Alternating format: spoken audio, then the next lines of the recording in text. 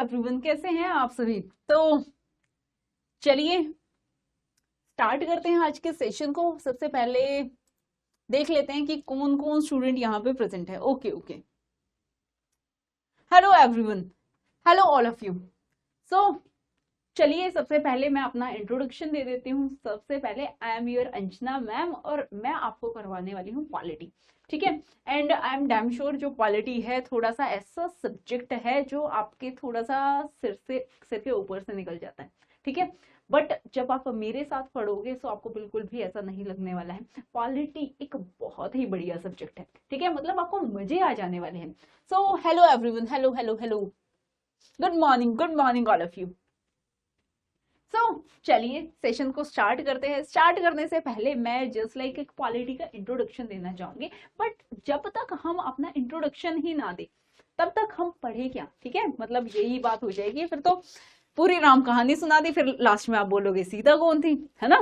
तो चलिए सबसे पहले मैं आपको पॉलिटी का एक ब्रीफ दे देती हूँ। जो हमारा हेलो हेलो हेलो, मैं आप सबको देख पा रही हूँ। सो आपकी कोई भी क्वेरी है सो आप अपने जो मैसेजेस हैं वो यहाँ पर डाल सकते हैं, ठीक है। कोई भी डाउट है या कुछ भी है। Good morning all of you. तो चलिए एक बार पॉलिटी पर डिस्कस कर देते हैं। So I am taking your polity, ठीक है। पॉलिटी है ना भाई, बहुत वास्ट है, ठीक है। कॉन्स्टिट्यूशन आ जाता है, गवर्नेंस आ जाता है, ठीक है। सो आज हम बात करेंगे कॉन्स्टिट्यूशन पे। अब कुछ बच्चे बोलेंगे कि मैम ये कॉन्स्टिट्यूशन क्या होता है, इतनी मोटी बुक है, ठीक है, कौन ही पढ़े। बट क्वेश्चन आ जाता है पॉलिटी के बिना तो हर एग्जाम अधूरा है, ठीक है। पॉलिटी तो करनी ही करनी है भाई। So I am talking about the constitution, ठीक है। जो हमारा कॉन्स्टिट्यूशन है मतलब कि हमारा संविधान है। ओके चलिए मैं आप लोगों से पूछती हूँ, थोड़ा बातें करते हैं, ठीक है। फर्स्ट क्लास है, थोड़ा सा इंटरेक्शन होना चाहिए। अब आप मुझे बताइए, जल्द होगी संजय। अब मुझे ये बताइए कि जो पॉलिटी है, पॉलिटी में भी हम किसके बारे में बात कर रहे हैं। We are talking about the constitution, जो हमारा संविधान है। संविधान से आप क्या समझते हैं, संविधान से आप क्या समझते हैं। अब मैं बोलूं जितने भी यहाँ पे स्टूडेंट है, चलिए पार्टी करने चलते हैं। आप बोलोगे अरे मैम सच्ची चलिए पार्टी करने चलते हैं, बिल्कुल संडे को मिलते हैं सारे, पार्टी करने चलते हैं। सो आप बोलोगे कि मैम हमारी स्टेट ये है, बिल्कुल ये क्या है, एक रूल बुक है सौरभ, बिल्कुल ये एक रूल बुक है जिसमें क्या लिखे हुए हैं, रूल्स लिखे हुए हैं। अब मैं बोलती हूँ चलो सारे पार्टी करने चलते हैं। एक बोल रहा है अरे मैम मनाली चलो, एक बोल रहा है मैम ऋषिकेश चलो, दूसरा बोल रहा है अरे मैम पहाड़ों में क्या रखा है, आप हमारे यहाँ पे झारखंड में आइए। कुछ बच्चे बोलेंगे कि अरे मैम उड़ीसा में आइए, कुछ बच्चे बोलेंगे मैम तमिलनाडु में आइए। एक मैम है कहाँ कहाँ जाएगी, ठीक है। सो अब क्या है, तुम्हारी चॉइसेस बढ़ चुकी हैं। कोई पहाड़ों में जाना पसंद कर रहा है, कोई प्लेट्यू रीजन में, ठीक है। इसका मतलब क्या है, ऐसे ही हमारा देश है, ठीक है। आपकी अलग चॉइस है, ऐसे ही जितनी भी सेक्शन ऑफ द सोसाइटी है सबकी अलग चॉइसेस हैं। अब देश में जो हेड है वो किसकी माने भाई, किसी की तो माननी पड़ेगी। अब बोल रहा है हर पर्सन को खुश कैसे करूं। अब मैं बोल रही हूँ चलो मैं घूमने चलती हूँ, मैं बोल रही हूँ सभी दिल्ली आ जाओ, मैं दिल्ली से हूँ सभी दिल्ली आ जाओ। आप बोलोगे अरे मैम चीटिंग कर गए, है ना। Okay my I am not Audible. अरे यार यहाँ पे तो ठीक है। एक बार मुझे ये बताइए वॉइस में कोई इशू तो नहीं आ रहा है, सब सही है, एक बार मुझे बता दीजिए। Okay perfect. अब क्या है कॉन्स्टिट्यूशन, क्या अब मैंने बोल दिया कि मैं हेड हूं, ठीक है, ठीक है ठीक है ठीक है, मैं हेड हूं और मेरे जितने भी स्टूडेंट है ना, अब कोई बोल रहा है कि कहीं और घूमने चलो, मैं बोल रही हूँ सब दिल्ली आ जाओ। क्या बोल रहे हो, ठीक है ठीक है ठीक है। तो अब यहाँ पर क्या होगा, यहाँ पर अब मैं बोल रही हूँ मैं सबकी मान रही हूँ, मैं चलो संडे को तमिलनाडु घुमाते हैं। अब दिल्ली से तमिलनाडु जाने में ही 2 दिन लग जाएंगे, ठीक है, फ्लाइट से भी काफी टाइम लग जाएगा। तो इसका मतलब है कि अब मैं हर एक सेक्शन ऑफ द सोसाइटी को खुश नहीं कर सकती, ठीक है। तमिलनाडु वाले बोलेंगे अरे मैम इसकी मान ली, गुजरात वाले बोलेंगे अरे मैम इसकी मान ली, छत्तीसगढ़ वाले बोलेंगे अच्छा मैम ये फेवरेट है। सो ऐसी ही चीजें किसके साथ हो सकती है, हेड ऑफ द स्टेट के साथ हो सकती है, ठीक है। सो इसीलिए हमने क्या बनाया है, हमने एक कॉन्स्टिट्यूशन बनाया है, संविधान बनाया है। मैं अब बोल रही हूँ तो तुम सारे दिल्ली आ जाओ, ठीक है। दिल्ली की क्या फेमस है, चांदनी चौक चलेंगे, ठीक है, गोलगप्पे खाने चलेंगे। अब मैं तो वो लड़की हूँ, मेरे को तो गोलगप्पे ही पसंद होंगे, ठीक है। आप बोलेंगे ना मैम हम तो पाव भाजी खाएंगे, ठीक है। सो सबकी अलग अलग चॉइस हो सकती है। सो ऐसा ही हमारी पॉलिटी में है। सो इसीलिए मैं बोलती हूँ जो चीजें है ना, बस तुम्हें चीजें समझनी है, सीखनी है, ठीक है, रटना कुछ भी नहीं है। मेरी क्लास में तो बिल्कुल भी नहीं रटना है, ठीक है। और polity I am damn sure तुम्हारी ऐसी हो जाएगी, तुम्हें सब कुछ आ रहा होगा। सो कॉन्स्टिट्यूशन क्या है? कॉन्स्टिट्यूशन में बोलूंगी it is a document, it is a document or set of document, it is a document or set of document,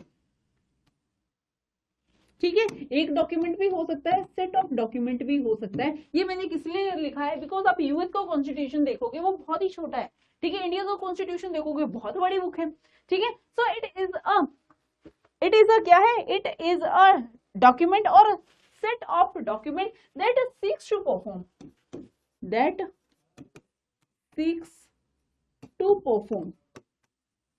अब ये क्या करता है, that seeks to perform, कि कैसे परफॉर्म किया जाएगा, कैसे चीजों को एग्जीक्यूट किया जाएगा, कैसे फंक्शन होगी हमारी सोसाइटी। सो इसमें हम लिखेंगे it seeks to perform the functions, ठीक है। It seeks to perform the functions, के देश में कैसे चीजें फंक्शन होंगी, ठीक है। कैसे क्या हम यहाँ पे रूल लगाएंगे, स्पेसिफाइंग, अब स्पेसिफाई करेंगे कि काम कौन करेगा। अब हम बोल रहे हैं कि बीजेपी केंद्र में है, ठीक है। अब कोई और पार्टी है वो अपना काम करने लग जाए तो अथॉरिटी अब हमने किसको दे रखी है, बीजेपी को दे रखी है ना, हम सबने वोट की है, ठीक है। सो तभी वो जीती है। सो अब इसमें लिखा हुआ है किसके पास अथॉरिटी होगी, ठीक है। सो नाउ द फंक्शन लिख दिए, then specify how the state is to be constituted, ठीक है, कि स्टेट को कैसे कॉन्स्टिट्यूट किया जाएगा and what norms it should follow, what norms it should follow। अब तुमने क्या किया, एक तुमने बुक निकाली, ठीक है, और उस पर लिखा हुआ था जय श्री राम। तो वो क्या दिखाएगा कि ये जो बुक है किसको प्रमोट कर रही है, ये जो पर्सन है या जो कंट्री है किसको प्रमोट कर रही है, हिंदुइज्म को प्रमोट कर रही है। अब मैं पाकिस्तान का कॉन्स्टिट्यूशन निकालती हूँ। सबसे पहले कॉन्स्टिट्यूशन खोला और उसमें लिखा है ऑन द ग्रेस ऑफ अल्लाह। क्या समझ में आया, कैसी कंट्री है, कैसे नॉर्म्स फॉलो होते होंगे, शरिया लॉ होता होगा, ठीक है। किसको प्रेफरेंस दी जाएगी, इस्लामिक स्टेट है, इस्लाम को प्रायोरिटी दी जाएगी। तो ये क्या है, इसमें लिखे होते हैं what norms it should follow, ये कंट्री कैसे नॉर्म फॉलो करेगी, ठीक है। जैसे पाकिस्तान में लिख दिया ओपन होते ही ऑन द ग्रेस ऑफ अल्लाह, ठीक है। हम ये नहीं बोल सकते अब ये कंट्री सेक्युलर है, नहीं, वो क्या करेगी, वो डिस्क्रिमिनेशन करेगी ही करेगी। क्लियर है, समझ में आ गया? ओके, चलिए अब देखते हैं कि कॉन्स्टिट्यूशन है, कॉन्स्टिट्यूशन का हमने बेसिक समझ लिया। कॉन्स्टिट्यूशन रिक्वायरमेंट क्यों है, क्योंकि हमारी बहुत, इंडिया क्या है, एक डाइवर्स कंट्री है। साउथ वाले बोलेंगे हमारी मानो, नॉर्थ वाले बोलेंगे हमारी मानो, वेस्ट वाले बोलेंगे हमारी मानो, नॉर्थ ईस्ट वाले बोलेंगे हमारी मानो। सो इसीलिए एक कॉन्स्टिट्यूशन बना दिया गया, उसमें सारी चीजें लिखी हुई हैं। सो ये क्या है, ये काम करता है जो रिच डाइवर्सिटी है, ठीक है, उनको कंबाइन करने का, ठीक है। और साथ में इसका फंक्शन क्या है, ये लोगों को, जो कॉन्स्टिट्यूशन है, कॉन्स्टिट्यूशन लोगों को कुछ राइट देता है, ठीक है। राइट जैसे कि फंडामेंटल राइट हो गए, ठीक है, फंडामेंटल राइट होता है, देता है। साथ में ये क्या कर रहा है, फंडामेंटल राइट हमें किसके अगेंस्ट मिल रहे, सरकार के अगेंस्ट मिल रहे हैं, ठीक है। इसने क्या कर दिया, इसने दे दी powers, perform the function, specify how the state is to be constituted, इसने पावर भी दे दी, ठीक है। पावर देने के बाद वो जो पर्सन है जिसको पावर मिली है वो आतंक भी तो मचा सकता है। अब मैं बोलूं क्लास में मैं एक को मॉनिटर बना रही हूँ, वो मेरे को बहुत अच्छा, मतलब बहुत डिसेंट बच्चा लग रहा है, और मैं क्लास से गई, उसने तो तबाही मचा दी, ऐसे पकड़ पकड़ के ऐसे मारे हैं। सो आप क्या बोलोगे, अरे यार किसको मॉनिटर बना दिया। इसका मतलब है पावर जब किसी को दी जाए, पहले तो मेरे को वो शरीफ लग रहा था, बट अब क्या हुआ, उसका जो नेचर है पावर आते ही चेंज हो गया, ठीक है। इसका मतलब क्या है, जो सरकार बनेगी, ठीक है, पहले वो हमें नॉर्मल दिख रही होगी जब हम वोट करने जा रहे हैं, बट जब उसके पास पावर आएगी तब वो अपना आतंक भी मचा सकती है। तो इसीलिए ही कुछ लोगों के पास पावर दी गई है। क्लियर है? बेटा पीवाईक्यूज इस सेशन के बाद होंगे, पहले बेसिक तो समझा दूं, है ना, ठीक है। तो पहले बेसिक समझ लीजिए। तो इसीलिए लोगों को भी पावर दी गई है, और किसको कंट्रोल करने के लिए, सरकार को कंट्रोल करने के लिए। इफ सरकार कुछ गलत करेगी तो इसको पावर से हटा दिया जाएगा। क्लियर है यहां तक? क्लियर है? एक बार मुझे बता दीजिए, क्लियर है? Any doubt? कॉन्स्टिट्यूशन का बेसिक समझ में आया? अब बात आती है भाई ये कॉन्स्टिट्यूशन बनाया किसने, है ना, कॉन्स्टिट्यूशन बनाया किसने, कौन थे? सो चलिए अब कॉन्स्टिट्यूशन के मैं बिल्कुल बेसिक से बात कर रही हूँ, ठीक है, बिल्कुल मैं बेसिक से बात कर रही हूँ कि जो ये संविधान है ये बनाया किसने, कॉन्स्टिट्यूशन, ठीक है, मैं शॉर्ट में ही लिख रही हूँ। कॉन्स्टिट्यूशन का आइडिया किसने आया, एक पर्सन था, constitution will save the people from the state. बिल्कुल बिल्कुल, अब जो स्टेट है कुछ भी हरकत करेगी कॉन्स्टिट्यूशन हमें बचा लेगा, हम भागे भागे कहाँ जाएंगे, सुप्रीम कोर्ट के पास जाएंगे, ठीक है। अब मैं बात करती हूँ making of the constitution. Constitution बनाने का सपना मतलब आइडिया किसको आया, किसी को तो टिक किया होगा कि हमें अपना देश का संविधान बनाना चाहिए, हम कब तक ब्रिटिशर्स के अंडर रहेंगे, ठीक है, हम भी अपने देश का संविधान बनाते हैं। वो पर्सन थे एम.एन. रॉय, ठीक है। अब आपसे डायरेक्ट पूछ लिया जाएगा कि कॉन्स्टिट्यूशन बनाने का आइडिया किसको आया था। सो आइडिया आया एम.एन. रॉय को। कब आया? सो आपसे ईयर भी पूछ लिया जाएगा। सो 1934, 1934 में। अब ये क्या कर रहे हैं, making of the constitution, making of constitution की संविधान को बनाया कैसे, ठीक है। जो हम आज बुक देख रहे हैं, सबसे पहले एक आइडिया आता है किसको, एम.एन. रॉय को। ये बोलते हैं कि हमें अपने देश का संविधान खुद बनाना चाहिए, हम कब तक ब्रिटिशर्स के पीछे घूमेंगे, ठीक है। सो इनको आता है आइडिया ऑफ कॉन्स्टिट्यूशन, ठीक है। अब इनको आइडिया है, ये अपना आइडिया अपने दोस्त से तो बताएंगे, ठीक है। तो ये बताते हैं आईएनसी, उस टाइम की जो इंपॉर्टेंट पार्टी थी वो थी इंडियन नेशनल कांग्रेस, ठीक है। सो इंडियन नेशनल कांग्रेस अगले ही साल की बात कर रही हूं मैं, 1935 में। अब आईएनसी में ये बात फैल गई। अब आईएनसी डिमांड करने लग जाती है किससे, ब्रिटिशर से, कि हमें भी अपना कॉन्स्टिट्यूशन बनाना है, ठीक है। डिमांड फर्स्ट टाइम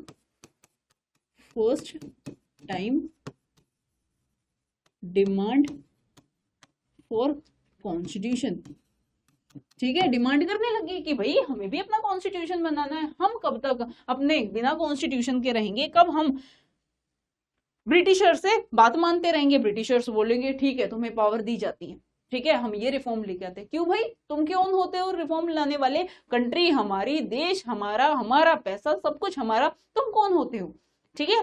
तो इसीलिए अब बात आती है 1938 की, ठीक है। अब क्रोनोलॉजी याद रखना, ईयर याद रखना, ठीक है, स्टोरी की तरह ही समझना है, ठीक है। सो और इसी से ही क्वेश्चन आ जाते हैं मोस्ट इंटरेस्टिंग, ठीक है।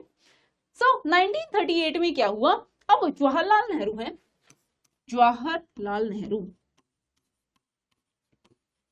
अब बोलते हैं कि भाई कॉन्स्टिट्यूशन तो बन के रहेगा, ठीक है। Constitution of free India, constitution of free India must be framed, कि कॉन्स्टिट्यूशन तो बन के रहेगा और हमें किसी ब्रिटिशर्स की हेल्प चाहिए ही नहीं है, विदाउट द इंटरफेरेंस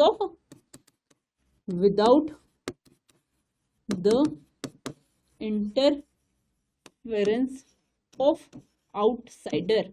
अब आउटसाइडर कौन थे, ब्रिटिशर्स ही तो थे, है ना।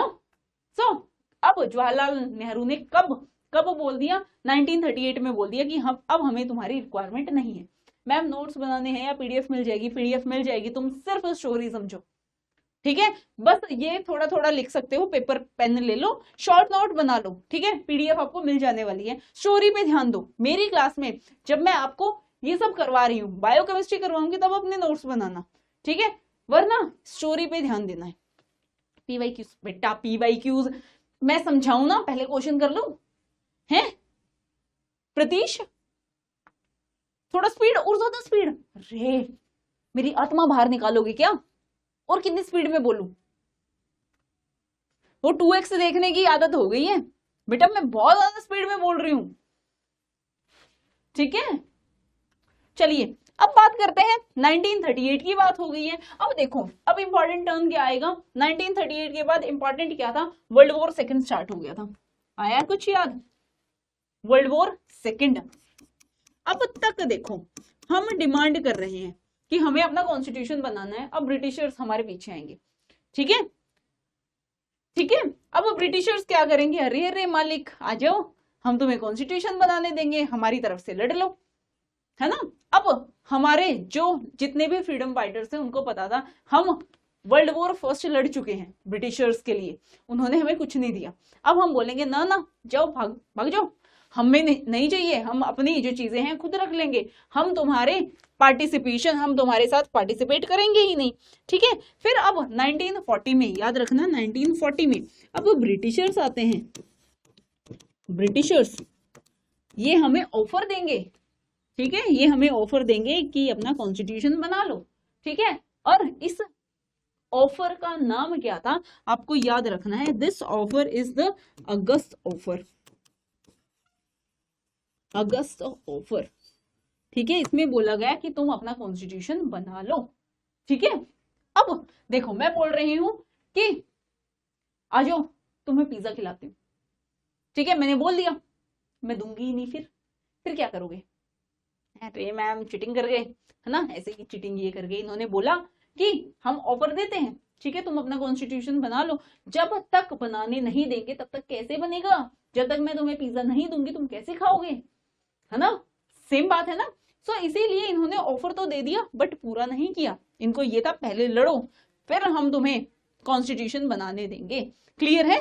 सो अगस्त ऑफर क्या था, कॉन्स्टिट्यूशन नहीं बना। अब क्या होगा, अब इसके बाद साल बीतते जाएंगे, साल बीतते जाएंगे तो आ गया 1942, 1942 में हम देखेंगे अब क्या होगा, अब यहां पर आएगा क्रिस्प मिशन, क्रिस्प मिशन, ये भी अब हमें बोलेगा कि तुम अपना कॉन्स्टिट्यूशन बना लो, ठीक है। बट 2 साल पहले तो हमें पता है। अब देखो ये क्यों क्रिस्प मिशन आया था, क्योंकि अब ब्रिटिशर हार रहा था, जर्मनी उसको बिल्कुल मार रही थी, ठीक है। जितनी भी अदर कंट्रीज थी, जैसे इटली थी, यूएसए थी, यूके थी, यूके तो ये खुद ही थे, ठीक है, जो यूएसए थी ये अब बर्डन दे रहे थे कि इंडिया को बुलाओ भाई, हम हार रहे हैं, कब तक तुम हमें परेशान करते रहोगे, इंडिया का हमें सपोर्ट चाहिए है। सो अब ब्रिटिशर्स भागे भागे आएंगे, क्रिस्प मिशन खुद ही लेकर आए हैं, तो हम अपना कॉन्स्टिट्यूशन बना लो।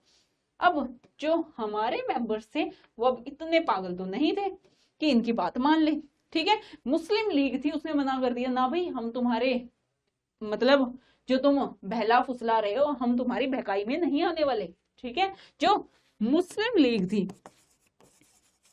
मुस्लिम लीग थी, उसने मना कर दिया कि हमें नहीं चाहिए, ठीक है। ऐसे ही जो गांधी जी थे, गांधी जी थे, उन्होंने भी मना कर दिया। और एक बात याद रखना, गांधी जी ने इसको क्या बोला, गांधी जी, ठीक है, गांधी जी ने जो क्रिस्प मिशन था उसको बोला आउटडेटेड चेक, आउटडेटेड चेक,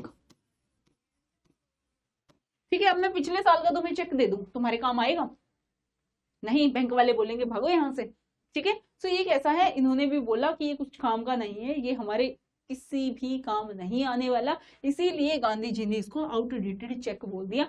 सो आप याद रखोगे किस मिशन को गांधी जी ने आउटडेटेड चेक बोला था और वो कब आया था, क्लियर है, यहां तक की कहानी क्लियर, कोई डाउट जल्दी मुझे बता दीजिए, यहां तक की कहानी क्लियर है। चलिए अब देखते हैं नेक्स्ट, अब आता है हमारा आजादी का टाइम 1946, 1946 में आते हैं कैबिनेट मिशन, कैबिनेट मिशन। अब आपसे पूछा जाए कि कॉन्स्टिट्यूशन किस मिशन ने बोला था कि आप अपना कॉन्स्टिट्यूशन बना लो, तो answer is the cabinet mission, ठीक है। अब हमारा जो कॉन्स्टिट्यूशन है, ठीक है, वो बन जाएगा। और अब क्योंकि ये इंपॉर्टेंट है, ठीक है, इंपॉर्टेंट है, तो यहां पर पूछा जाएगा कैबिनेट मिशन में कौन कौन से मेंबर थे, हाँ जी, उनको सेपरेट इलेक्टोरेट चाहिए था, सेपरेट कॉन्स्टिट्यूशन चाहिए था, इसीलिए उन्होंने मना कर दिया कि हमें ये नहीं चाहिए। ठीक है, उनकी अलग आइडियोलॉजी थी। ठीक है, और गांधी जी ने बोल दिया ये तो हमारे काम का ही नहीं है। ठीक है, तो अब जो क्वेश्चन आएगा वो आएगा कि कॉन्स्टिट्यूशन किस मिशन से बना था और कब बना था? 1946 कैबिनेट मिशन। ठीक है, गांधी जी को पता था ये हमें कुछ नहीं देने वाले, ये हमें हमारे इंडियंस को मरवा देंगे, ये क्या करेंगे? पीछे आराम से बैठेंगे। अरे साहब जी, है ना, आगे इंडियंस भागो, तुम लड़ो। ये पता था इनको, क्योंकि फर्स्ट वर्ल्ड वॉर ये देख चुके थे, इसलिए इन्होंने मना कर दिया। क्लियर है?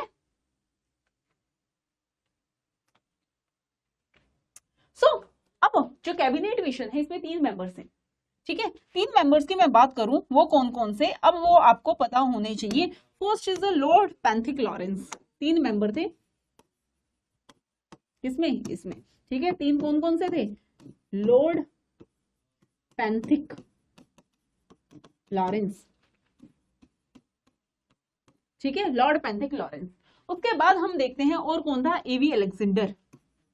एवी अलेक्जेंडर। एंड नेक्स्ट उसके बाद मैं बात करूंगी वो कौन थे? वो थे सर स्टेफोर्ड क्रिस्प। अब ये वही है क्रिप्स मिशन वाला। ठीक है, क्रिप्स मिशन वाला ही मेंबर इसी में था, सर स्टेफोर्ड क्रिप्स। ये 3 मेंबर थे जिन्होंने कैबिनेट मिशन में अप्रूवल दे दी कि तुम अपना कॉन्स्टिट्यूशन बना लो। हाँ जी, आज से ही पॉलिटी स्टार्ट है। This is the first class of the polity, और तुम्हें सिर्फ कहानी सुननी है।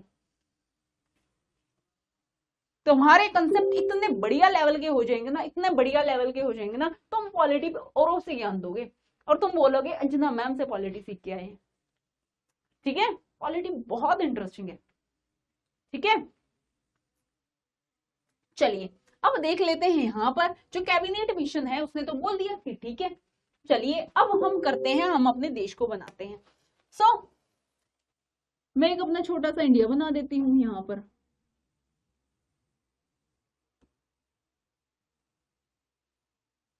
This is our Jammu Kashmir.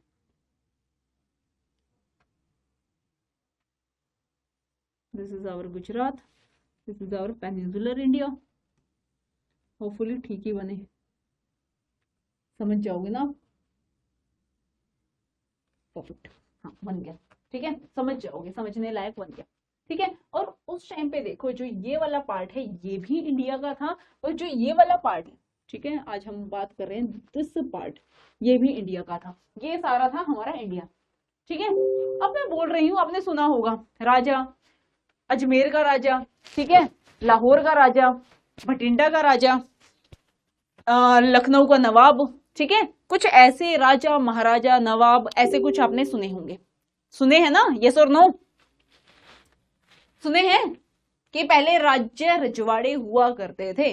ठीक है, सो राज्य रजवाड़ों को मैं अब क्या कर रही हूं? मैं डिनोट कर रही हूं इस कलर से। ठीक है, सो ये क्या है? ये है हमारे इस कलर से राज्य, या मैं बोलूंगी राज्य रजवाड़े। ठीक है, थोड़ा ऐसे हो गया। ठीक है, समझ जाओगे आप। और इंग्लिश में इसको मैं बोल रही हूँ, this is known as the princely states.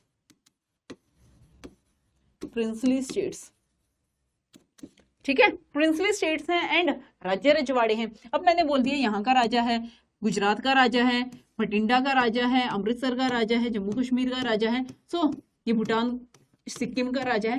यहाँ पर बहुत सारे ये क्या है? ये सारे प्रिंसली स्टेट्स। समझ गए ना? छोटे छोटे एरियाज तो होंगे इनके, बड़े बड़े तो होंगे नहीं। ठीक है, और जो बाकी आपको ब्लैक पोर्शन दिख रहा है ये सारी क्या है? Other portion is, other portion क्या है? ये मैं बोल रही हूँ ब्रिटिश टेरिटरी।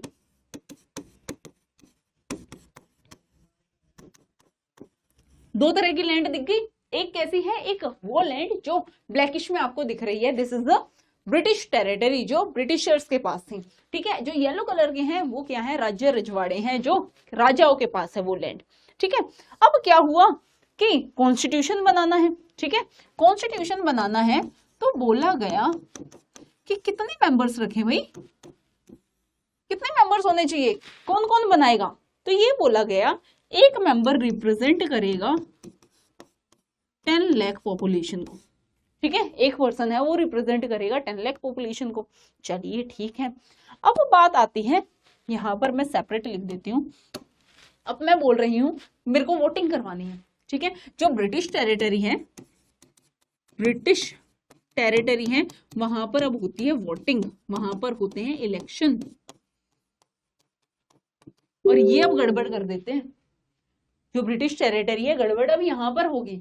क्यों होगी? ये सेपरेट इलेक्टोरेट दे देंगे। जो मुस्लिम है, मुस्लिम सेपरेट इलेक्टोरेट है, मैं बोल रही हूँ मुस्लिम को तो अपना देश मिल गया, ठीक है। अब लड़ाई कौन कर रहे हैं? सिख कर रहे हैं ना कि हमें खालिस्तान चाहिए। क्यों भाई, क्यों चाहिए उनको? क्योंकि स्टार्टिंग यहाँ से हुई है, ब्रिटिशर्स करवा के गए हैं। यहाँ पर इन्होंने क्या कर दिया, सेपरेट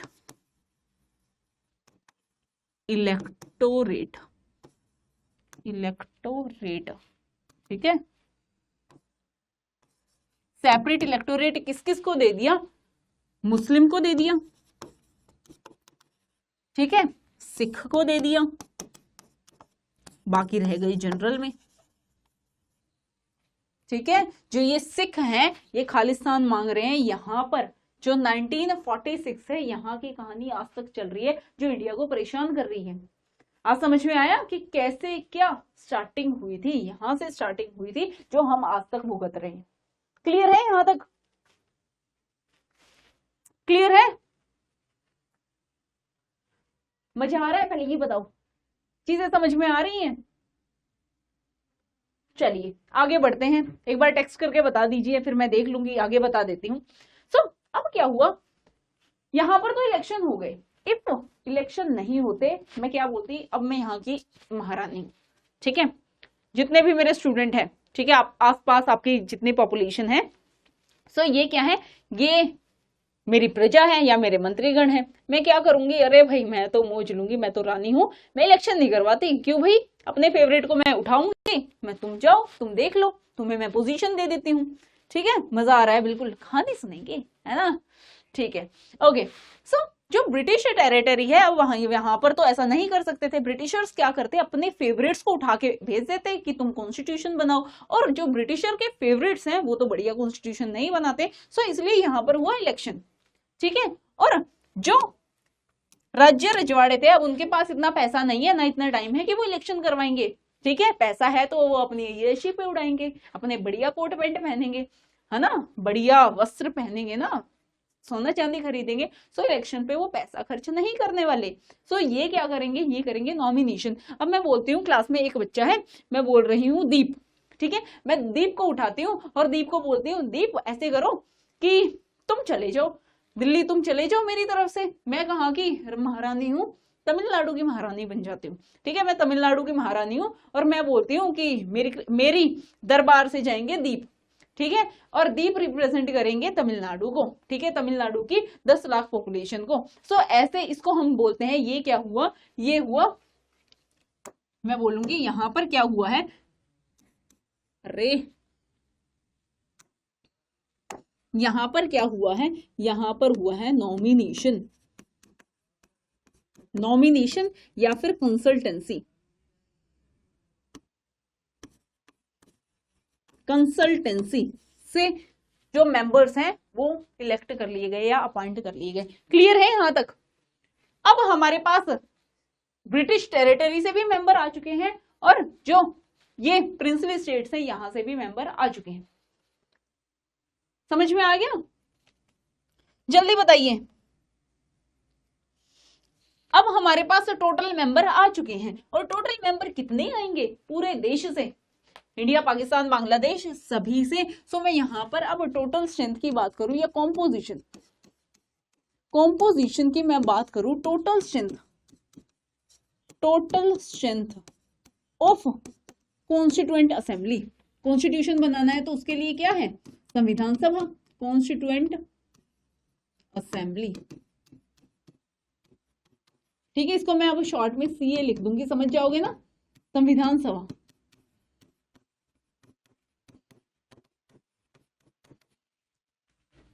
ठीक है।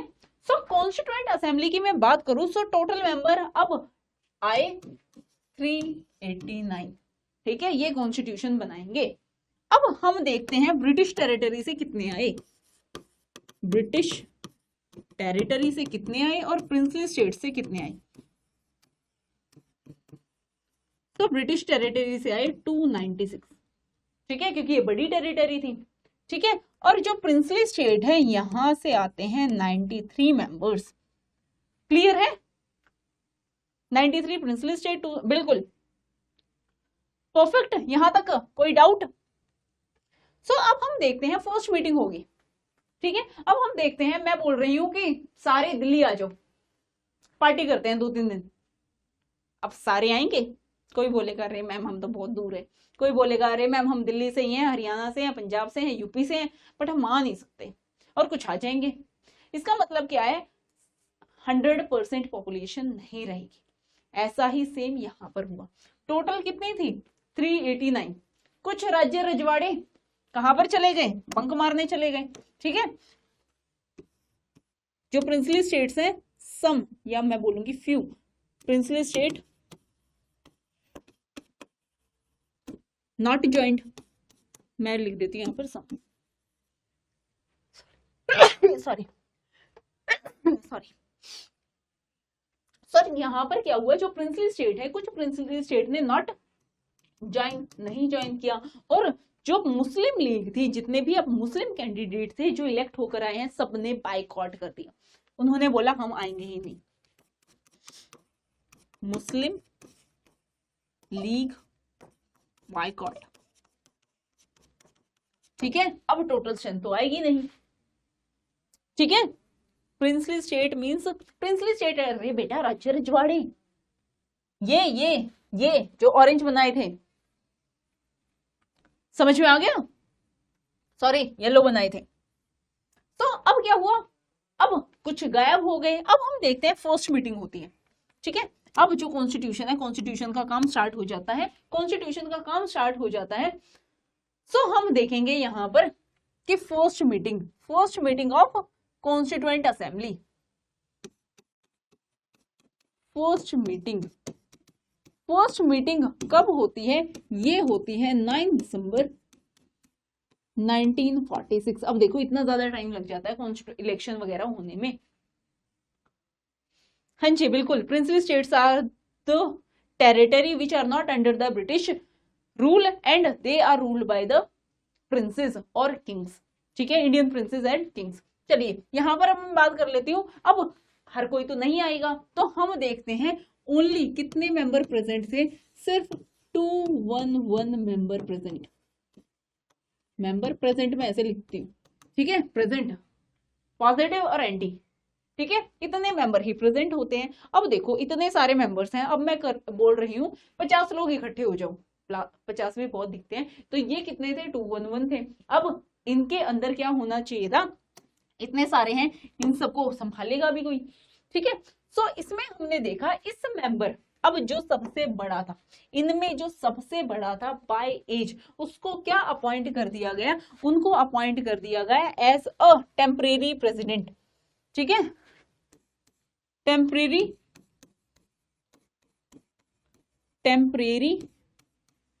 President of constituent assembly. अब कॉन्स्टिट्यूएंट असेंबली को मैं सीए लिख रही हूं, ठीक है, आपसे पूछ लिया जाएगा जो हमारी कॉन्स्टिट्यूएंट असेंबली है, विधानसभा है, उसके प्रेसिडेंट, जो फर्स्ट मीटिंग है, फर्स्ट मीटिंग में प्रेसिडेंट कौन थे? सो ये कौन थे? ये थे डॉक्टर सच्चिदानंद सिन्हा, सच्चिदानंद सिन्हा, ठीक है। अब देखो इतने सारे मेंबर आए हैं, हम एकदम से किसको बनाएं? हर कोई बोलेगा मुझे भी प्रेसिडेंट बनना है, ठीक है। सो अब किसको बनाए? जो वहां पर सबसे बड़ा पर्सन था, ठीक है, जो ओल्डेस्ट मेंबर था, ओल्डेस्ट मेंबर। अब देखो फर्स्ट मीटिंग के लिए तो बनाना है, ठीक है, कि आप प्रिजाइड कर लो, आप भाषण दे लो। सो कौन आए? डॉक्टर सच्चिदानंद सिन्हा आए। अब हम रोज रोज तो इनको नहीं बना सकते, जो मेजोरिटी बोलेगी, ठीक है। अब मैं बोलती हूँ क्लास में, मैं वोट करवा लेती हूँ कि किसको मैं मॉनिटर बनाऊं। एक दिन तो मैं अपनी पसंद का बना सकती हूँ ना, नेक्स्ट क्लास में उसी दिन में क्या करूंगी कि नेक्स्ट के लिए मैं एक मॉनिटर बना रही हूँ, और वो आप डिसाइड करोगे, जो मेजोरिटी बोलेगी उसको प्रेसिडेंट बना दिया जाएगा, ठीक है। अब इसका मतलब है कि प्रेसिडेंट, अब आपसे क्वेश्चन पूछा जाए कि president president of constituent assembly. अब ये क्वेश्चन आया है, एक है टेम्परेरी प्रेसिडेंट, एक है प्रेसिडेंट। प्रेसिडेंट अब उसी दिन किसको वोट कर दिया था लोगों ने सबसे ज्यादा वोट दिखाई थी, वो थे डॉक्टर राजेंद्र प्रसाद।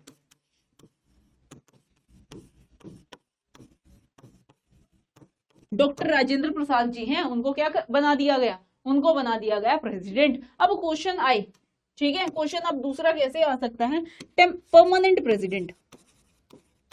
परमानेंट प्रेसिडेंट अब मैं भाई शॉर्ट में लिख रही हूं, ठीक है, this is the president, president of constituent assembly. अब ये कौन है, ये भी हमारे answer is doctor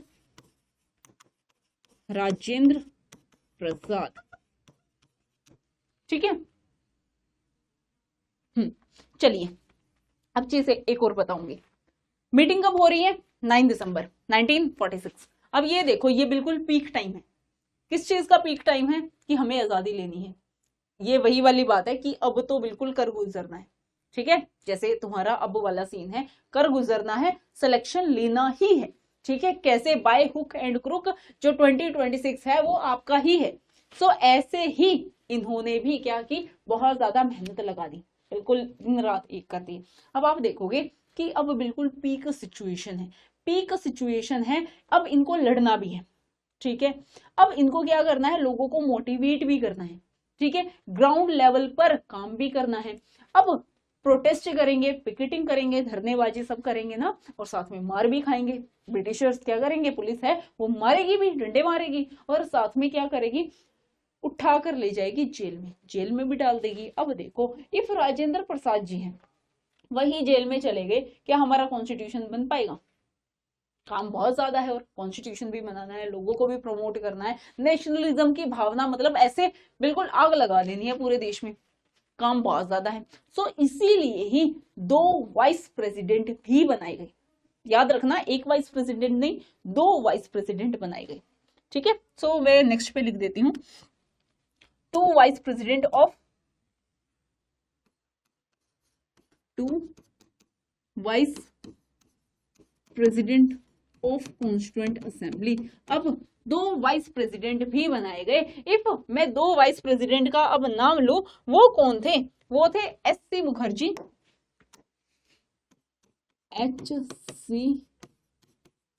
Mukherjee and V T. Krishnamachari.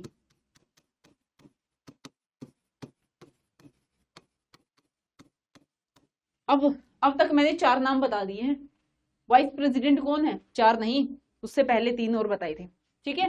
VT. Krishnamachari and SC. Mukherjee, ये हमारे वाइस प्रेसिडेंट हैं। अब आपसे क्वेश्चन पूछा जाए कि प्रेसिडेंट कौन है, प्रेसिडेंट हमारे डॉक्टर राजेंद्र प्रसाद हैं, और temporary president of constituent assembly पूछे जाए तो आंसर क्या होने वाला है, वो होगा डॉक्टर सच्चिदानंद सिन्हा। और इससे पहले भी मैंने यहाँ पर कुछ आपको डेटा लिखवाया था, कैबिनेट मिशन कब आया था, क्रिप्स मिशन कब आया था, और क्रिप्स मिशन में कौन मेंबर था, so answer is sir Stafford crisp. और कैबिनेट मिशन में कौन मेंबर थे, 3 मेंबर थे, ये आपको देखने को मिल जाएंगे। क्लियर है। तो कहानी के साथ साथ अब मैंने आपको फैक्ट्स भी समझा दिए हैं।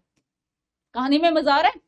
अब मुझे ये बताओ, पॉलिटी इंटरेस्टिंग लग रही है, हाँ जी, पॉलिटी इंटरेस्टिंग लग रही है या नहीं लग रही, या अभी भी सिर के ऊपर से जा रही है।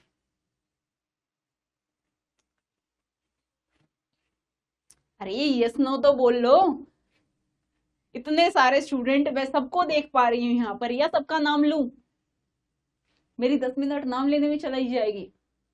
यस नो भी बोल लो, ठीक है, थोड़ा मुझे बता भी दो, वरना क्लास में होते, जो ऑफलाइन क्लास है उसमें तो मैं पूछ लेती, बेटा बता दे बता दे बता दे, है ना। चलिए, थोड़ा जो मैं पूछूं बता दिया करो, ठीक है।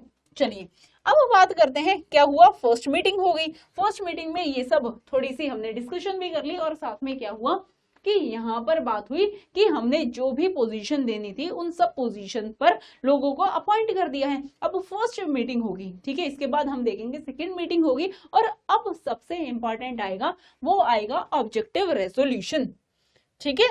अब आएगा ऑब्जेक्टिव रेजोल्यूशन। अब आपने बहुत सुना होगा कि ऑब्जेक्टिव रेजोल्यूशन क्या है, ठीक है, कलर चेंज कर लेती हूँ ऑब्जेक्टिव रेजोल्यूशन के लिए। So now we talk about the objective resolution. और अब बात आती है ऑब्जेक्टिव रेजोल्यूशन लेकर कौन आया था? ये लेकर आए थे जवाहरलाल नेहरू। ऑब्जेक्टिव रेजोल्यूशन का मतलब क्या है? अब मैं बोलती हूँ, तुम सारे ना असाइनमेंट बनाओ, पॉलिटी की असाइनमेंट बनाओ, और तुम्हें फंडामेंटल राइट्स पे कुछ बनाना है। ऐसे तो नहीं है पेज फाड़ा और लिखने लगे, इस पे तुम रिसर्च करोगे, ठीक है, थोड़ा माइंड स्टॉर्मिंग करोगे, देन उसके बाद देखोगे मुझे कैसे लिखना है, कैसे चीजें रिप्रेजेंट करनी है और क्या मैम को समझाना है, यही होगा ना। पहले आप माइंड स्टॉर्मिंग करोगे। सो ऐसे ही क्या हुआ, जो जवाहरलाल नेहरू है उन्होंने बोला कि हम कॉन्स्टिट्यूशन तो बनाएंगे, बट हमें कैसा देश चाहिए, ठीक है। अब हम भी लिख देते on the grace of Lord Shri Krishna Shri गणेशाय नमः, लिखते हैं ना। सो वो क्या हो जाता कि हमारी जो कंट्री है फ्यूचर में कैसी बनेगी, वो सनातनी बनेगी, ठीक है। या फिर हम कुछ और लिख देते। इसका मतलब क्या है, जो इस टाइम जो शेप दी जाएगी देश हमारा वैसा ही बनेगा, ठीक है। सो इन्होंने बात की कि हमें सबसे पहले इक्वालिटी चाहिए भाई। इक्वालिटी, जैसे गोरों को बहुत ज्यादा सैलरी दी जाती थी, हमें बहुत कम दी जाती थी। हमारे भी तो आईएएस ऑफिसर थे, आईसीएस बोला जाता था उस पर, इंडियन सिविल सर्वेंट्स, ठीक है। हमारे साथ तो बहुत बदतमीजी होती थी, इक्वालिटी नहीं थी। जस्टिस था, जलियांवाला बाग मायसेकर हो गया, जलियांवाला बाग हत्याकांड हो गया, किसी को सजा मिली? नहीं मिली। मतलब जस्टिस था? नहीं था। तो हमें जस्टिस चाहिए, इक्वालिटी चाहिए, और क्या क्या चाहिए है? सबसे पहले इंडिपेंडेंस चाहिए, ठीक है। इन्होंने लिखा कि हमें इंडिपेंडेंस चाहिए। इन्होंने अपनी स्पीच में बोला, ऑब्जेक्टिव रेजोल्यूशन ये था कि हमें अपना कॉन्स्टिट्यूशन कैसे बनाना है, ठीक है। इन्होंने बोला हम सॉवरन होंगे। अब आप बोलोगे मैम सॉवरन क्या होता है, ठीक है। मैं यहाँ पे कुछ टर्म्स लिख रही हूँ। सॉवरन, हम क्या होंगे? सॉवरन होंगे, SORE, ठीक है। हम सॉवरन होंगे। सॉवरन का मतलब है हम अपने डिसीजन खुद लेंगे, ठीक है। जो हमारे डिसीजन है, हमारे इंटरनल एक्सटर्नल डिसीजन, हमारे देश के अंदर के डिसीजन, बाहर के डिसीजन की हमें किससे कैसे रिलेशन बनाने हैं, वो हमारे खुद के होंगे, ठीक है। और हमें क्या बनना है? एक रिपब्लिक कंट्री बनना है। रिपब्लिक का मतलब क्या होता है? जिस देश का राजा, राजा कौन है? प्रेसिडेंट, लोगों द्वारा चुना जाए, उसको हम क्या बोलते हैं? रिपब्लिक। और हमें क्या बनना है? हमें सेक्युलर कंट्री बनना है, ठीक है। हमें इंडिपेंडेंट चाहिए है, इंडिपेंडेंस, ठीक है। उस टाइम पे ये कुछ भी नहीं था, ठीक है। ओके, क्लास लैग हो रही है एक बार, वैसे क्लास लैग नहीं हो रही, एक बार आप अपना इंटरनेट देख लीजिए, ठीक है। ओके, यहां पर हम बात करें और क्या चाहिए? इक्वालिटी चाहिए, इक्वालिटी भी नहीं थी, फ्रीडम तो थी ही नहीं, जस्टिस तो थी ही नहीं, इनमें से कुछ भी नहीं था, ठीक है। और इन्होंने बोला हम एक ऐसा देश बनाएंगे, ऐसा देश बनाएंगे जिसमें साइंस होगी, डेवलपमेंट होगी, टेक्नोलॉजी होगी, ठीक है। ओके ओके ओके, सो ऐसा हम देश बनाने वाले हैं जहां पर ये सारी चीजें होंगी। साथ में जब कभी भी भारत देश का नाम लिया जाएगा, उसको बहुत ही सम्मान से लिया जाएगा। यहाँ के जो लोग होंगे वो बहुत ही सिविलाइज्ड होंगे। सिविलाइज का मतलब क्या है? अब मैं बोल रही हूँ, जो हमारे जवाहरलाल नेहरू थे, ठीक है, हम किसी भी मेंबर की बात कर ले जो हमारी कॉन्स्टिट्यूएंसी में थे, या हम बोलेंगे कॉन्स्टिट्यूएंट असेंबली में थे, हम सब उनके क्या है? हम उसकी फ्यूचर जनरेशन ही तो है, हम उन सबके बच्चे ही तो हैं, है ना। सो अब मैं आपको बोलती हूँ, मैं आपको पावर देती हूँ कि आपको सोचना है कि आपकी फ्यूचर जनरेशन कैसी हो। अब भूखे नंगे बच्चे तो आप नहीं सोचोगे कि हमारे बच्चे भूखे नंगे हों, नहीं सोचोगे ना। सो ऐसे ही जो हमारे कॉन्स्टिट्यूशन मेकर्स हैं, उन्होंने सोचा कि जो हमारी आने वाली जनरेशन होगी वो बहुत ही सिविलाइज्ड होगी। अब हम कैसे हैं? सिविलाइज्ड है ना, हमें टेक्नोलॉजी में भी हम बहुत बढ़िया कर रहे हैं, हम हर एक चीज में बहुत बढ़िया कर रहे हैं, लाइक वी आर सिविलाइज्ड, ठीक है। सो ये कुछ सोचा था, ठीक है, ऑब्जेक्टिव रखा था, एम रखा था, किसने? जवाहरलाल नेहरू ने, ठीक है। सो इसी को ही हम बोलते हैं ऑब्जेक्टिव रेजोल्यूशन। और ये अब मैं बोलूं कि ये बात मैंने सारी आपको रखी है, इनमें से कोई भी बात आपको गलत लगी? यस और नो? इन सारी बात जो जवाहरलाल नेहरू, मैं नहीं बोल रही है भाई, मैं नहीं बोल रही, ये जवाहरलाल नेहरू बोल रहे थे कि हम अपना देश ऐसा बनाएंगे जहां पर ये सब होगा, ठीक है। जब भी देश का नाम लिया जाएगा बहुत ही रिस्पेक्टफुल तरीके से लिया जाएगा। भारत जाना जाएगा अपनी एकता अखंडता के लिए, अपनी पीस के लिए, वो किसी से पहले लड़ाई नहीं करेगा। सो ये क्या थे, ये कुछ ऐसी बातें थी जो पहले वो सिर्फ सोचने की थी। अब मैं बोल रही हूँ कि भाई ऐसी टेक्नोलॉजी ले आओ, मैं तो बहुत थक जाती हूँ, मेरे को, मैं अपने घर चली जाऊं उड़ के, मेरे को ऐसे पीछे बेल्ट पहना दो, जैसे वो बचपन में सोनपरी देखते थे ना, है ना, वो परियों वाली देखते थे, मेरे भी ऐसे विंग्स लगा दो। ये क्या है, ये अभी है नहीं, मेरी इमेजिनेशन है। सो ये भी उनकी इमेजिनेशन थी, ऐसा इंडिया नहीं था। इनको, इन्होंने बोला हमें ऐसा इंडिया चाहिए है, this is the objective resolution. और जो इन्होंने बात की सारी बढ़िया थी, किसी को कोई बात में दिक्कत आई? हाँ जी, दिक्कत आई? नहीं आई। सो जो इन्होंने बात बोली, जितने भी वहां पर मेंबर्स बैठे थे, सबने बोला ओके, हम ऐसा ही देश बनाएंगे। आपने बहुत बढ़िया बात की है, इसमें कोई भी गलत बात नहीं की, हम अपना देश ऐसा ही बनाएंगे। ठीक है, अब देखो ये देश, ऐसे बात हो रही है कि हम ऐसा देश बनाएंगे, ठीक है, अब तक बनाया नहीं था।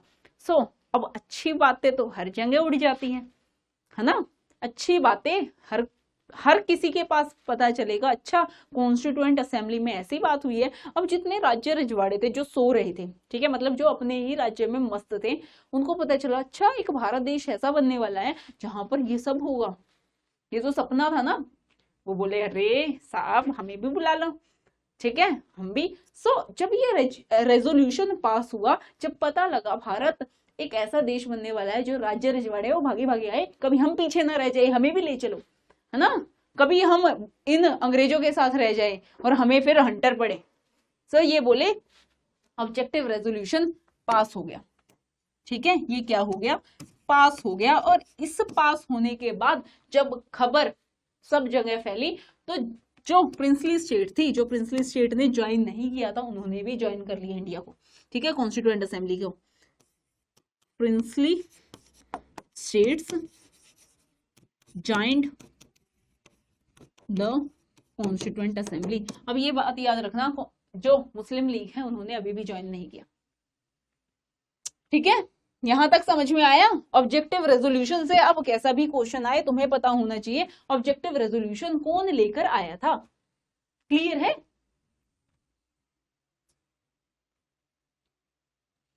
चलिए अब बात करते हैं कि ऑब्जेक्टिव रेजोल्यूशन पास हो गया, अब दिसंबर से 1947 की तरफ बढ़ते हैं।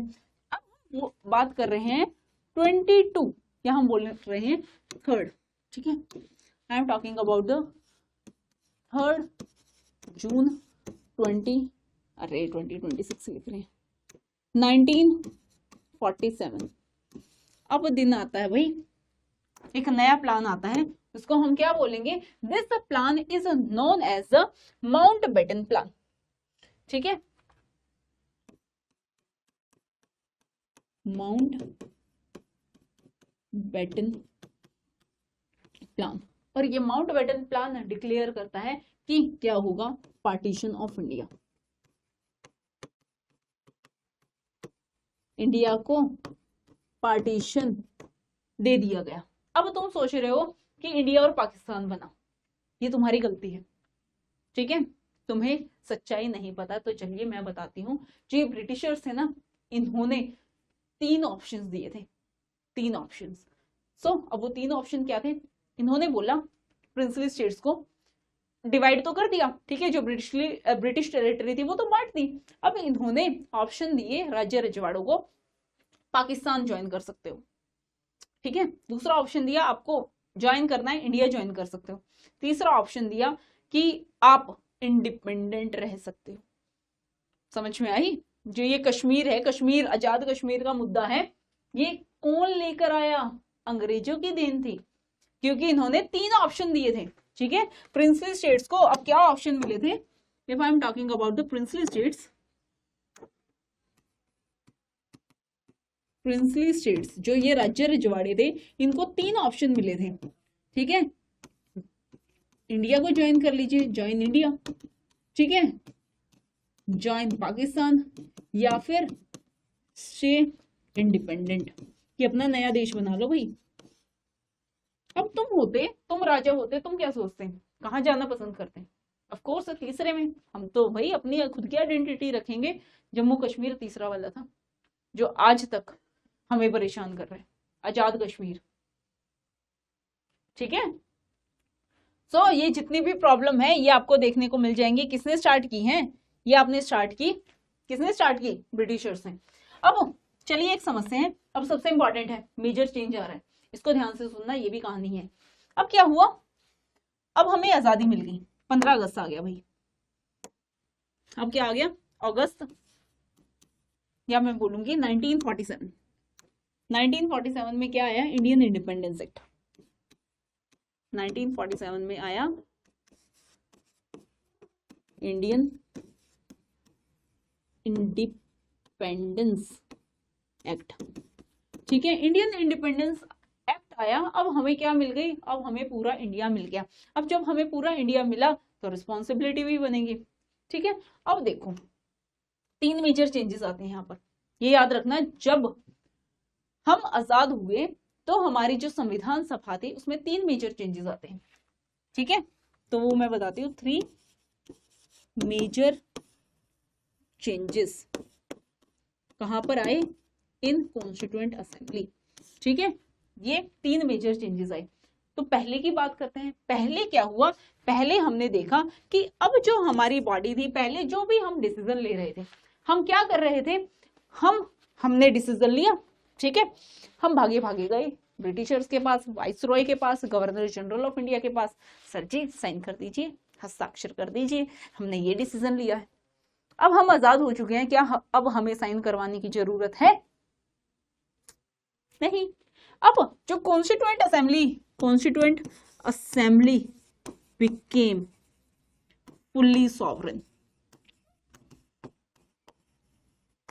अब ये क्या होगी? पूरी सॉवरेन हो गई। और साथ में जो ब्रिटिशर्स ने कानून बना रखे थे, अब इसके पास पावर आ गई कि सबको हटाओ। जैसे रोलेट एक्ट जैसे कुछ कानून थे, अब ये रहने देगी ना। इन्होंने क्या किए? Change and alter the laws made by Britishers.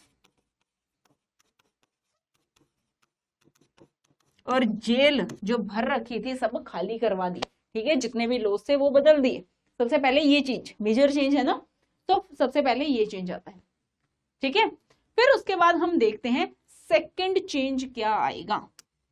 Second major change हम देखेंगे वो डुअल नेचर। ये है dual nature of constituent assembly.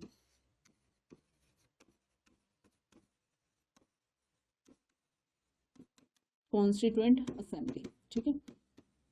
अब ये ध्यान से समझना। अब देखो, मैं बोल रही हूं तुम सारे मेरी मीटिंग में हो। मैं क्या हूं? मैं हेड हूं। ठीक है, आई एम द हेड। और तुम सब क्या हो? कॉन्स्टिट्यूएंट असेंबली का पार्ट हो। तुम भी क्या कर रहे हो? डिसीजन मेकिंग कर रहे हो। ओके, अब क्या हुआ? हम आजाद हो गए। अब जितने भी कॉन्स्टिट्यूएंट असेंबली में लोग थे वो सब पढ़े लिखे थे। ठीक है, सब ही बहुत ज्यादा पढ़े लिखे थे। उनके अलावा वो कोई नहीं था। जो भी थे वो अब नॉर्मल पर्सन थे। अब हम दोबारा से जो नॉर्मल लॉज बनाने हैं, क्योंकि अब देश हमारा है। ठीक है, हम जो भी लॉ बनाए, अब कोई और असेंबली बनाएंगे नहीं। जितने भी बढ़िया लोग आने थे वो यहाँ पर आ चुके हैं। सो अब इसका 2 काम बढ़ गया, एक तो कॉन्स्टिट्यूशन बनाने का, एक देश के लिए लॉ बनाने का। समझ में आया? ओके, सो अब इसके 2 काम यहाँ पर बढ़ चुके हैं। वो कौन सा है? फर्स्ट है कॉन्स्टिट्यूएंट असेंबली। कॉन्स्टिट्यूएंट असेंबली, इसमें ये क्या बनाएंगे? इसमें ये कॉन्स्टिट्यूशन बनाएंगे, मेक कॉन्स्टिट्यूशन। ठीक है, और कॉन्स्टिट्यूशन बना रहे हैं। देन इसके बाद दूसरा काम इनका क्या बढ़ जाएगा? अब ये क्या होगी? अब ये लेजिस्लेटिव असेंबली भी होगी। लेजिस्लेटिव असेंबली, इसका काम क्या होगा? Frame laws. ठीक है, जो कानून है वो भी अब यही बनाएंगे। अब देखो, मैं क्लास में हूं। ठीक है, अब तुम सब सेम हो। ठीक है, अब मैं यहाँ पर पॉलिटी पढ़ा रही हूँ। ठीक है, पॉलिटी जब मैं पढ़ा रही हूँ तो अब ये मानो कि ये क्या है? कॉन्स्टिट्यूएंट असेंबली है। ठीक है, और यही जब लेजिस्लेटिव असेंबली का काम करेंगे, इनके प्रेसिडेंट बदल दिए जाएंगे। ठीक है, प्रेसिडेंट बदल दिए जाएंगे। जो कॉन्स्टिट्यूएंट असेंबली है, इनके प्रेसिडेंट कौन थे? अभी मैंने बताया था, जल्दी आंसर दो। प्रेसिडेंट कौन थे? डॉक्टर सच्चिदानंद सिन्हा या डॉक्टर राजेंद्र प्रसाद। तो आंसर इज डॉक्टर राजेंद्र प्रसाद। ठीक है, डॉक्टर राजेंद्र प्रसाद। ठीक है, और यही मेंबर है, सेम मेंबर है।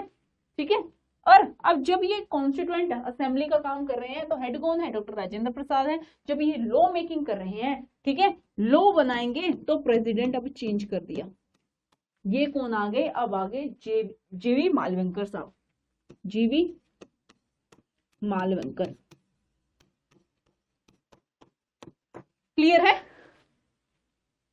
क्लियर है? अब क्वेश्चन पूछ लिया जाएगा, president of constituent assembly, answer is doctor Rajendra Prasad. अब पूछ लिया जाएगा president of legislative assembly, answer is G V Mavalankar. Clear है? क्लियर है? अब थर्ड मेजर चेंजेस देखते हैं। थर्ड मेजर चेंजेस क्या हुए?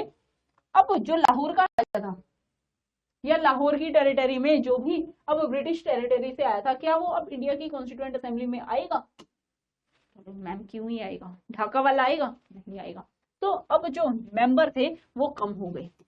ठीक है, जो मुस्लिम वाले थे वो भाग गए। मेंबर विड्रू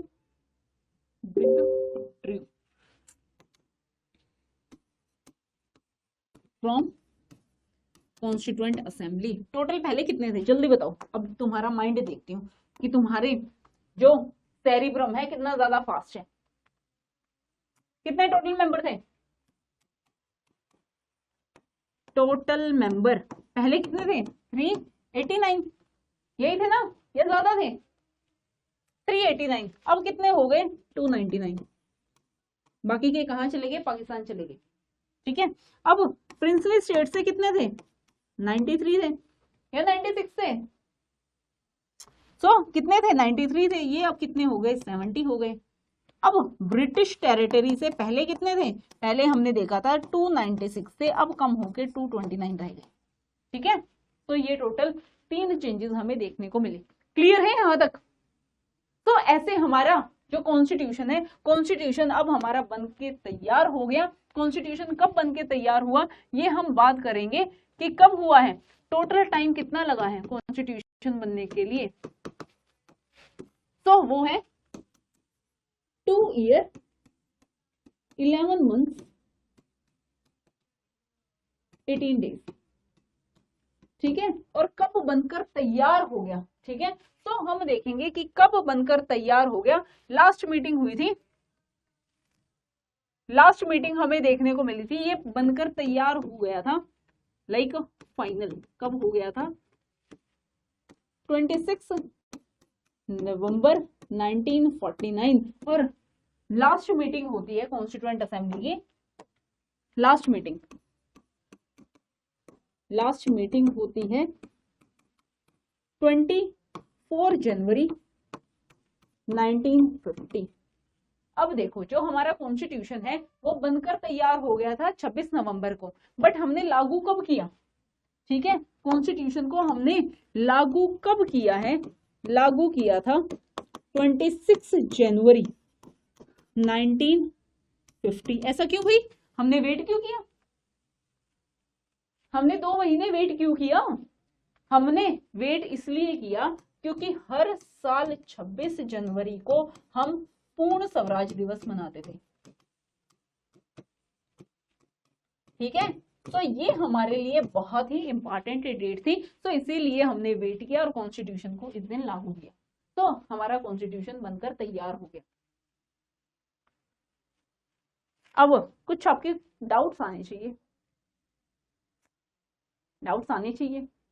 आप बोलोगे मैम कॉन्स्टिट्यूशन बन चुका है, ठीक है, बट हमने डॉक्टर बी आर अम्बेडकर की तो बात ही नहीं की ना। डॉक्टर बी आर अम्बेडकर की तो हमने बात ही नहीं की, तो चलिए एक बार देख लेते हैं उनके बारे में भी। तो अब एक बनी थी ड्राफ्टिंग कमेटी, ठीक है, इसमें 7 मेंबर थे टोटल। ठीक है, 7 मेंबर थे और जो ड्राफ्टिंग कमेटी है उसके चेयरमैन कौन थे? उसके चेयरमैन थे doctor B R Ambedkar.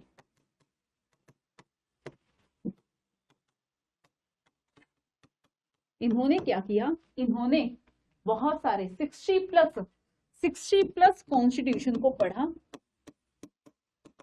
Countries के कॉन्स्टिट्यूशन को पढ़ा, ठीक है, जिसमें से जो चीजें अच्छी लगी उनको उठाया, अपनी सोसाइटी के अकॉर्डिंग उन्होंने उनको मोल्ड कर दिया, ठीक है। देन उसके बाद उसमें चेंजेस लेके आई according to the our society. Then उस पर क्या किया, जो कॉन्स्टिट्यूएंट असेंबली थी उसमें रीडिंग हुई कि अच्छा ये है, फिर उस पर डिबेट हुई, डिबेट एंड डिस्कशन, एक एक क्लोज पर, जो कॉन्स्टिट्यूशन है ना उसकी एक एक लाइन पर डिस्कशन हुई है, और उसका जो तर्क है वो किसने दिया, बी आर अम्बेडकर ने। सब एक एक चीज जो कॉन्स्टिट्यूशन में लिखी हुई है सबको डिफाइन किया कि ये इसलिए है, और फिर हम देखते हैं लास्ट में जो चीजें बेकार लगती हैं उनको हटाया गया, अमेंडमेंट्स हुई, देन फाइनलाइज वोटिंग की गई, और वोटिंग करने के बाद हमारा कॉन्स्टिट्यूशन बना है। तो अब देखो जो हमारा कॉन्स्टिट्यूशन है कितनी मिन्नतों से, कितनी मेहनत से बना है ना। और हम बोल रहे हैं उस टाइम पे 63 लाख रुपीस लग गए थे कॉन्स्टिट्यूशन को बनाने के लिए उस टाइम के। क्लियर है। सो इसीलिए जो डॉक्टर बी आर अम्बेडकर हैं, doctor B R Ambedkar, doctor B R Ambedkar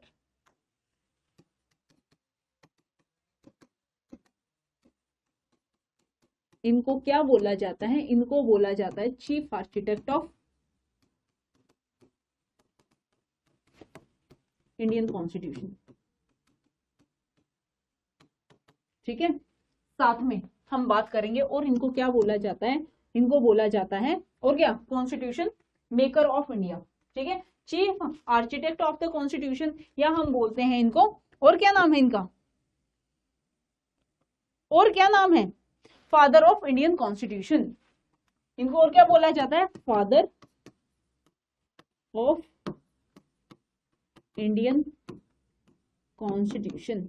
और इनको एक और नाम बोला जाता है, वो है मॉडर्न मनु। अब तुम बोलोगे ये तो ठीक है मैम, मॉडर्न मनु क्या है, मॉडर्न मनु भी समझाती हूँ। अब देखो एक हमारी बुक थी मनुस्मृति, ठीक है, मनुस्मृति ये लिखा हुआ था कि सोसाइटी कैसे चलेगी, किसको क्या दंड मिलेगा, किसके पास क्या पावर होगी। सो वो लिखी थी एक ऋषि ने, उनका नाम था मनु ऋषि, ठीक है, जो ऋषि मनु है उन्होंने मनुस्मृति लिख दी थी।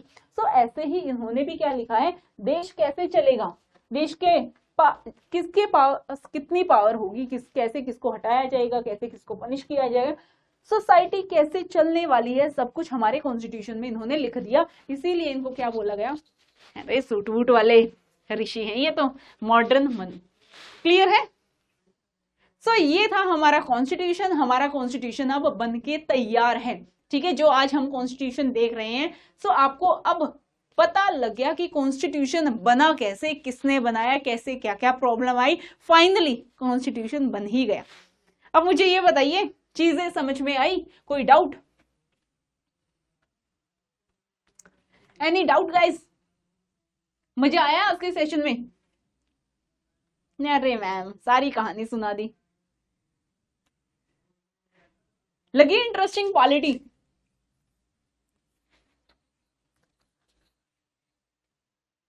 बिल्कुल बिल्कुल बता दीजिए, दिया जाएगा, ठीक है।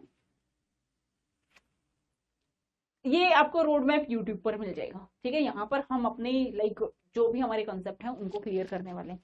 तो कोई भी डाउट नहीं है तो सेशन को यही एंड करते हैं और चीजों को रिवाइज कर लीजिए, ठीक है।